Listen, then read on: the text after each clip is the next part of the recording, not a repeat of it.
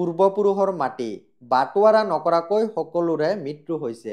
সেই মাটিখিনিৰ উত্তৰাধিকাৰীসকলে ভাবে মাটিখিনিতো আমাৰেই, যেতিয়াই মন যায় বাটোৱাৰা কৰি ল'ব পাৰিম।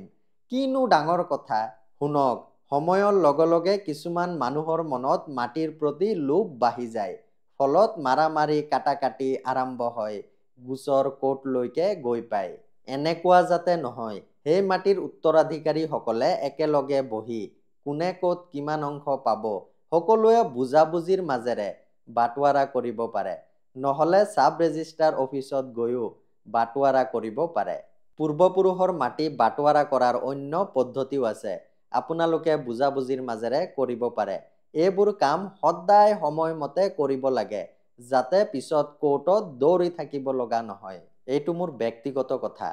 ভাই ককাইৰ মাজত মাটি বাৰীক লৈ কাজিয়া কৰাটো একেবাৰে নিকৃষ্ট কাম। ৰীলটো শ্বেয়াৰ কৰিব।